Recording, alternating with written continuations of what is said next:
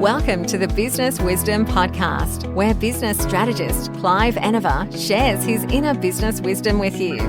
Each episode is packed with his experience to help you grow and develop your own business wisdom. Join Clive as he shares his wisdom with you.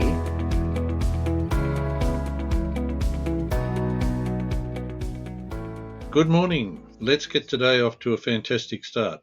Let's make the rest of the week, the rest of the year, a fantastic beginning, middle, and finish. One of the most important things in business is counting things. Why do we count things?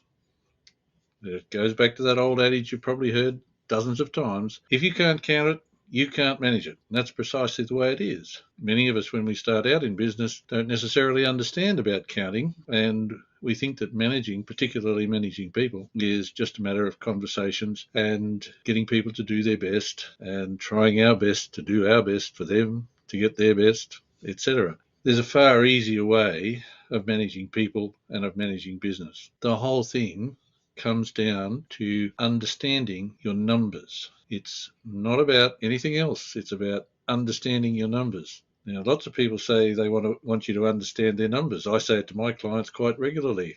I want them to understand their numbers. Now, understanding their numbers doesn't just mean knowing what they say. That is, X number here and X number there. And there are numbers everywhere. If you look at your profit and loss statement, you've got numbers at the top of it, you've got numbers in the middle of it, and you've got numbers down the bottom of it. Sometimes the number down the bottom's a bit scary. Regardless of which way it is, sometimes it's scary. So it's understanding what those numbers are actually telling you. And in order to get those really good numbers on your P&L and on your balance sheet, the best way to get those is to understand the numbers about what it takes to deliver the good results. The same numbers that tell you the good results are the numbers that tell you the bad results. It's just that the numbers in each case are different, but you're counting the same things. If the numbers are poor, the outcome's going to be poor. If the numbers are good, the outcome's going to be good. It gets that simple. It really does.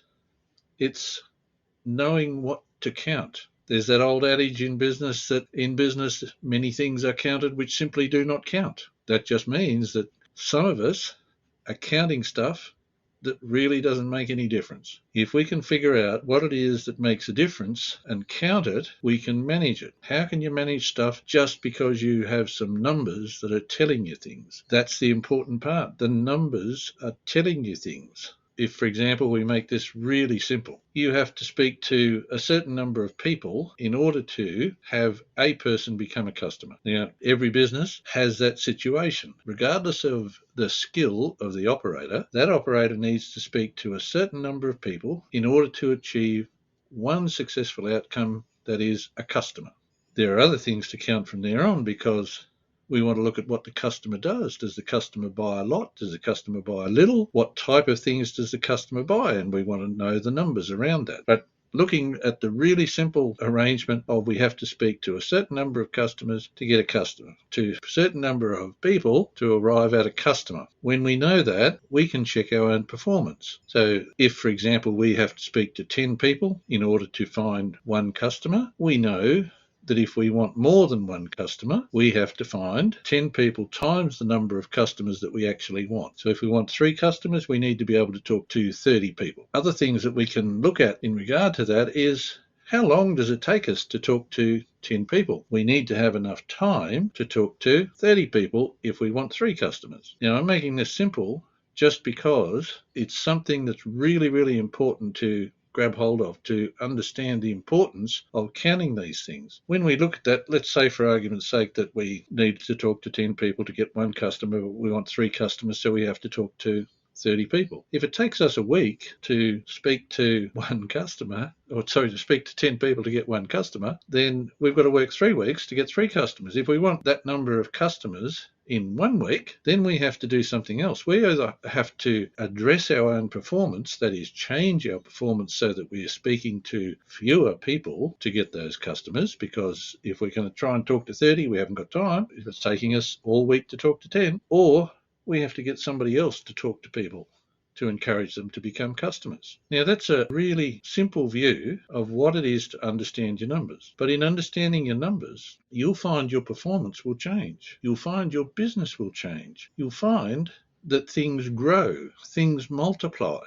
You become better at what you do. You might even become more discerning at what you do. You might change some of your behaviours in order to achieve a better outcome. At the end of the day, if you want your business to improve, you need a better outcome. Improving your business delivers a better outcome. How do you improve your business? Count what's happening. By counting what's happening, looking at those numbers. What's the wonderful thing about numbers? They're objective.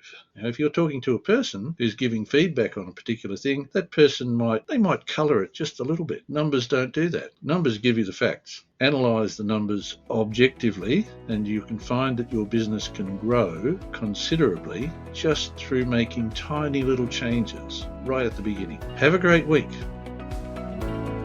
Thanks for joining Clive. Remember to subscribe for more business wisdom. Want to work with Clive? Book a discovery call with him at enovagroup.com.au.